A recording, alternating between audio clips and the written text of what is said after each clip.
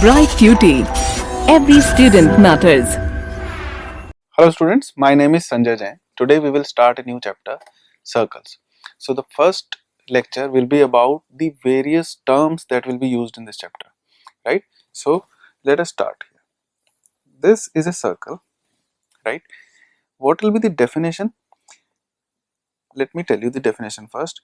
It is a collection of points, a collection of points equidistant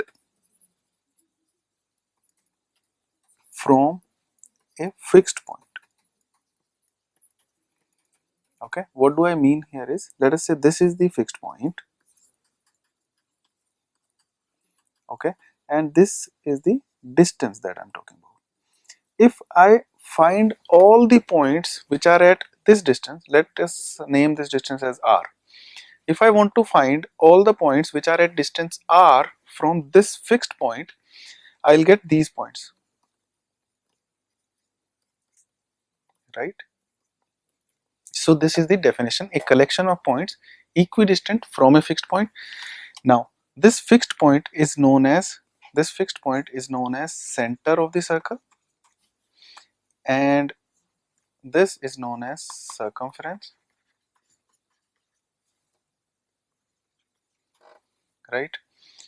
And the fixed distance is known as radius. So let us write it like this. The fixed point is known as the center of the circle. The fixed distance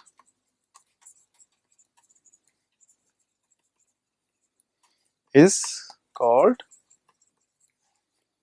the radius of the circle. Okay, and the boundary or the collection of points that we are talking about is the circumference of the circle. The boundary, or in other terms the perimeter, boundary or the perimeter is known as circumference.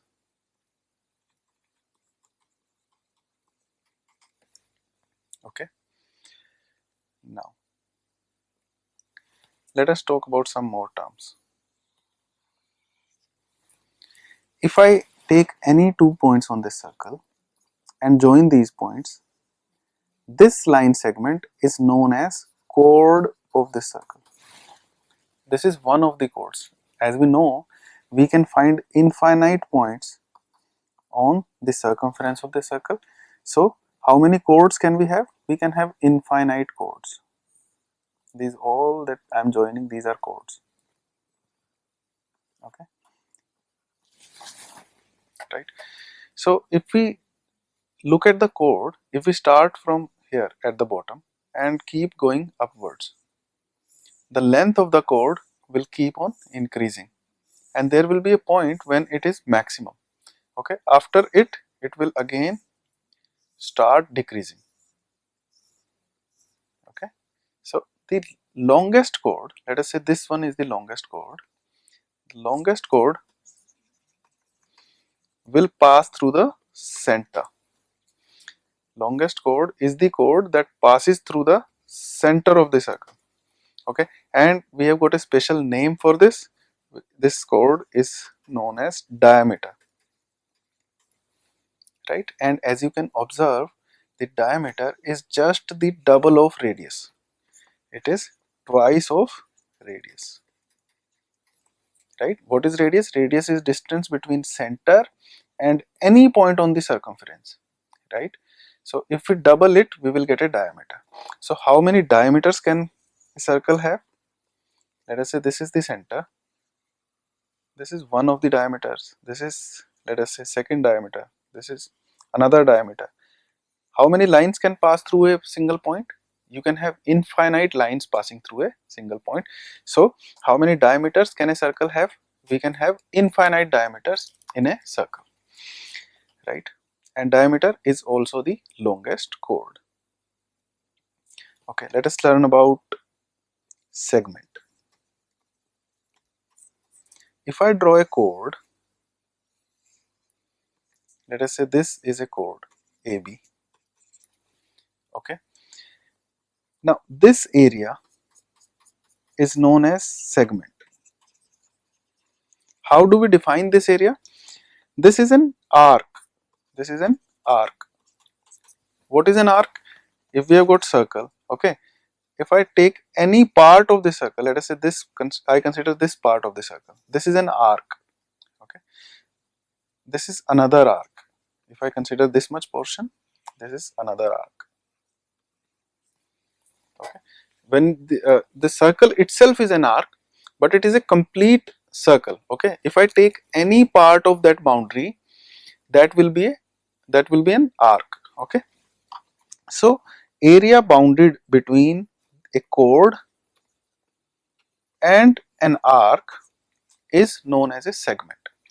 This is the area that is between the chord AB and an arc AB. Okay, if I need to say a chord AB, I can say it directly because this is a line segment. If I want to say arc AB, I'll use this sign here. Okay, so this is about a segment. Now I know the longest chord is the diameter. Okay, so if I draw a diameter, it divides a circle into two equal parts. It divides a circle into two equal parts. Each part is known as semicircle. Right? And if I take any other chord, it will be lesser than the diameter because diameter is the longest chord. So let us take another chord. Now this is lesser than the diameter. So this part is lesser than this area. This area is lesser than this area for obvious reasons, because if I draw a diameter, it divides a circle into two equal areas. Now I have taken a line AB which is lesser than the diameter, right? So it will divide the circle into a lesser area and a bigger area. So which one will be lesser? This area here will be the lesser area. So we will call it a minor segment. And the other segment is a major segment. Okay, so if I take any chord, let us take this chord, it will divide the circle into two parts. One is this one, the second the rest of the circle. So in this case, this is the minor segment and this is the major segment, right? And we have already discussed about the semicircle where both parts are equal, right? Let us talk about sectors. Sector of a circle. If I draw a circle, okay, and this is the center of the circle, this area which is bounded between radii, this is one radius, this is another radius, so this is the area bounded between two radii and an arc.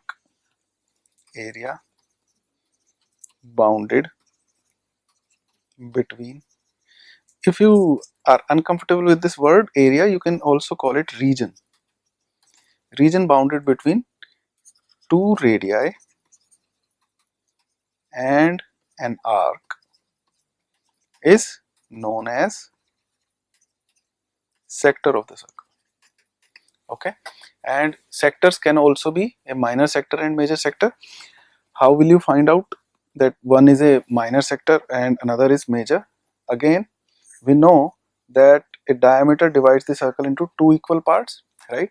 So anything apart from this, let us say this is the area, so this is the minor sector, this is minor sector, and the rest of the circle is major sector.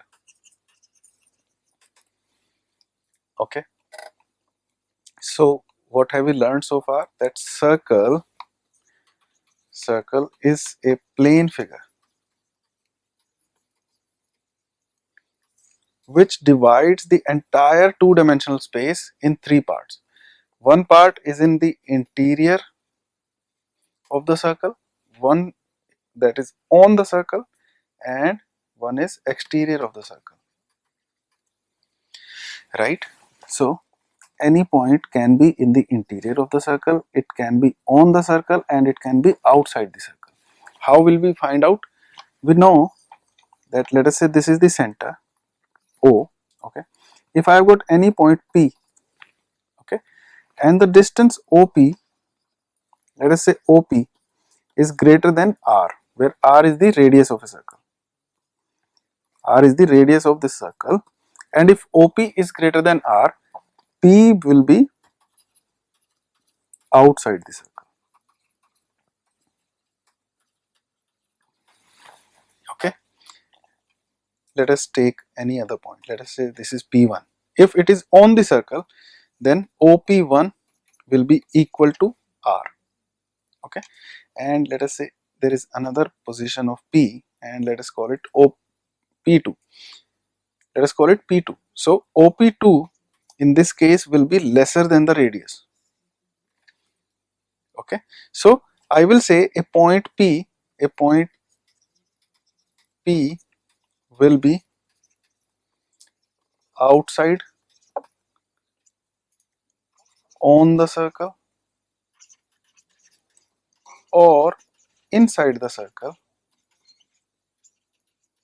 depending on number one, if OP is greater than R, second case OP is equal to R, and third case OP is less than R. Outside, OP will be greater than R. On the circle, OP is equal to R, and inside the circle, if OP is lesser than the radius. Okay. Now, this is the circular region. This is the circular region. Okay. If I take any chord, let us consider this chord here, AB, it will divide the entire circular region into two regions. Okay. One is this one, second is the rest of the circle. So this is known as minor segment and this is known as major segment. This is one way of dividing the circular region in two parts, right? Another way that we learned is we can divide the circular region like this by using two radii and an arc. So this segment, this area is known as the sector of circle and this is the minor sector. As we can clearly observe, it is lesser than the semicircular region. So it is minor sector and the rest of the area is major sector.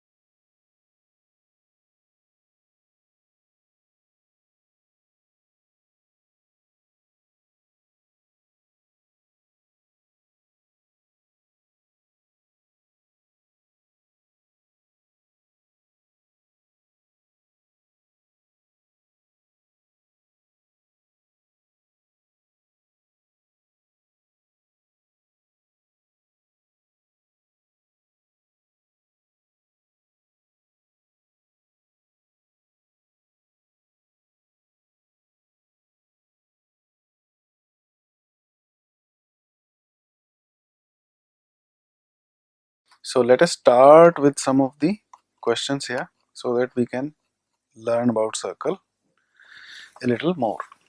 Fill in the blanks. The center of a circle lies in dash of the circle. Does it lie inside the circle or outside the circle? It definitely lies inside the circle. So it is in the interior of the circle. Right? A circle divides the entire space in three regions: interior part of the circle, exterior part of the circle, and the boundary of the circle. Right? So the center of the circle is definitely in the interior of the circle. A point whose distance from the center of the circle is greater than its radius lies in, obviously it will be in the exterior of the circle. If a point is there, let us say this is point P, and distance from center is OP, which is greater than the radius. If OP is greater than the radius, the point P will lie in the exterior of the circle. Right? Let us look at the third part here. The longest chord of a circle is,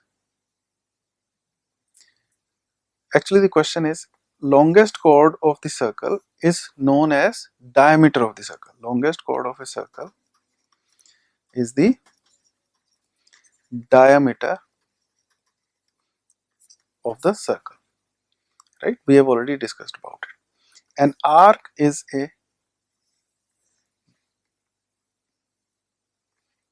when it ends are the ends of a diameter. Let us consider an arc whose ends are the ends of a diameter. So let us consider this end and this end here, and this is the arc that the question is talking about. So what is this arc? This is obviously a semicircle. An arc is a semicircle when its ends are the ends of a diameter. Okay. Segment of a circle is the region between an arc and, what is the segment? This was the segment that I discussed in the introduction part. So this segment is enclosed between an arc and, what is this? This is a chord. So segment of a circle is the region between an arc and a chord of the circle. Okay. A circle divides the plane on which it lies in three parts. And what are those three parts? Exterior of the circle, interior of the circle, and on the circle. Right? So this was about the first question here. Okay. Write true or false and give reasons for your answers. The first part, line segment joining the center to any point on the circle is a radius of the circle. So yes, if I join the center with any point on the circle, it will be the radius of the circle. Line segment joining the center to any point on the circle is the radius of the circle is a true statement. Why? Because it is the definition of the radius, right? So it is a true statement. Let us look at the second statement here. A circle has only finite number of equal chords. This cannot be true, so it is false. Why? Because a circle has got infinite number of points on it, right? We have got infinite number of points on it. So we will have infinite number of equal chords. Why? Because there are infinite number of points on the boundary of the circle. So infinite number of 2 points we can find out which are equidistant from each other or which are at the same distance from each other. So we can have infinite number of equal chords, right? So we can have infinite number of equal chords. Hence the statement that it has got finite number of equal chords is false. If a circle is divided into 3 equal arcs, each is a major arc. Let us say this is the circle. If I divide it into 3 equal parts, Let us say this arc is equal to this arc and is equal to this arc. So these three arcs are equal. Each is a major arc. This is not true, right? Because if I have got a circle, what is the arc corresponding to the longest chord here? This arc is the semicircle, right? So if I have got anything lesser than the diameter, if I have got anything lesser than this semicircle, it is going to be the minor arc, right? And you can see semicircle, if I draw two semicircles, it will, if I draw a diameter, it will divide the circle into two equal parts, but now I have three equal arcs. So each arc will be lesser than the semicircle, right? Hence each arc is a minor arc. I hope you got the reasoning behind the third statement being false. Okay. Let us look at the fourth statement. A chord of a circle which is twice as long as its radius is the diameter of the circle. So obviously it is true, because this is the definition of the diameter, that it is double the radius, right? Or it is the longest chord, which means that it will pass through the center, right? It will pass through the center, and this part, the distance from center to any point on the circumference, is known as radius. So this part is also radius, hence the diameter is twice the radius. Okay. A sector is the region between chord and its corresponding arc. No, because the region between a chord and corresponding arc is known as segment and not the sector. So this statement is false because of this reason, that this area mentioned in the question is the segment of this circle. A circle is a plane figure. Yes, it is true. What is a plane figure? The figure that is made in two-dimensional space, right? And on the plane, for example, that you have got a paper on which you are writing, that is the plane, okay, and the figure is the plane figure. Okay, when you make three-dimensional figures, it has got three dimensions, right? It has got certain height also, certain height or depth, but a circle hasn't got any height or depth. Okay. Okay, let us look at this question here. AD is a diameter of a circle and AB is a chord. If AD is 34 centimeter and AB is 30 centimeter, the distance of AB from the center of the circle is.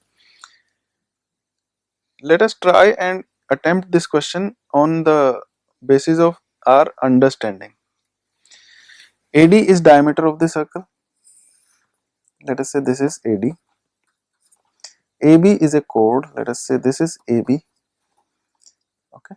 AD is given as 34 centimeter. So this complete length AD is 34 centimeter and AB is 30 centimeter. The distance of AB from the center of the circle is. So we are supposed to find this distance here, right? Let us denote this distance by D. So we are supposed to find this distance, although this part of the chapter we have not covered yet. We will cover it in, I think, third exercise. So then you will be able to understand it better, that the angle made by diameter in a semicircle is equal to 90 degrees. Angle made by the diameter on the circumference of the circle is equal to 90 degrees. So this is a right angle. Now this is also a right angle, right? So these two lines are parallel lines. So we are comfortable with triangles by now. So we know that this point is the midpoint of AD, because this is the center, right? So this is midpoint of AD and this line is a parallel line to this line, right?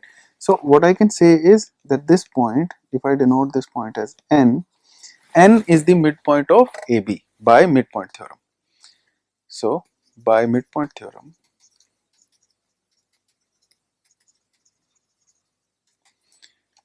what we can say, if let us say this is O is the midpoint of AD, ON is parallel to DB, hence by midpoint theorem I can say N is the midpoint of AB. We have studied about this concept in midpoint theorem and converse of midpoint theorem. So you should go to that lecture and revise this concept. So what I can say here is that N is the midpoint of AB. Now let us look at this. We need to find this distance ON. Okay. If I can find distance BD, I can say ON is just the half of BD. ON is just the half of BD. This is again the application of midpoint theorem, that if we join the midpoints of two sides of a triangle, this segment will be half of the third side. Okay, so you should read about it in the midpoint theorem. Now if I find BD, how do I find BD? I'll apply Pythagoras theorem. Applying Pythagoras theorem, BD square is equal to AD squared minus AB square, which is 34 square minus 30 square.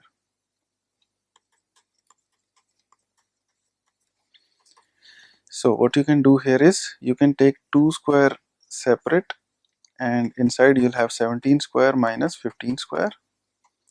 So this is 2 squared and this one is 289 minus 225. So this is equal to 2 squared into this is 64, right?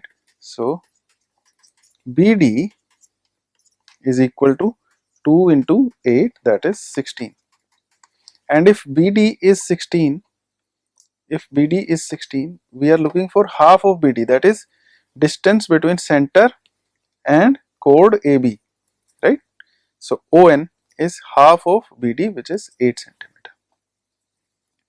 I hope you have got this question. Let us look at the next one. If OA is 5 centimeter, AB is 8 centimeter, okay, and OD is perpendicular to AB, so this angle here is 90 degrees, right, and this AB is 8 centimeter, right, and if I draw a perpendicular from the center of the circle to a chord, it divides it into two equal halves, it bisects the chord. That means this part is 4 centimeter and this part is also 4 centimeter. We will discuss about the proof of the theorem that I just said, that the perpendicular from the center to a chord bisects the chord. Okay, so this is 5, this is 4. So applying Pythagoras theorem, I can say this much part is equal to 3 centimeter. How? Because 5 square minus 4 square square root is equal to 3, right? So this part is 3 centimeter. Now what I need to find out is CD, that is this portion. Okay, so CD is equal to OD minus OC. OD is just the radius, that is 5 centimeter. OC we have just calculated, it is equal to 3 centimeter. So the difference is 2 centimeter. Hence I can say CD is equal to 2 centimeter. Okay. If AB is equal to 12 centimeter, BC 16, and AB is perpendicular to BC. So this is the situation. We have got two lines, one is AB, one is BC. These are mutually perpendicular. AB is given as 12 centimeter and BC is given as 16 centimeter. Then the radius of the circle passing through the points A, B and C. See, if I join A and C, okay, and if a circle passes through A, B and C, if a circle passes through these 3 points A, B and C, we need to find the radius of this circle.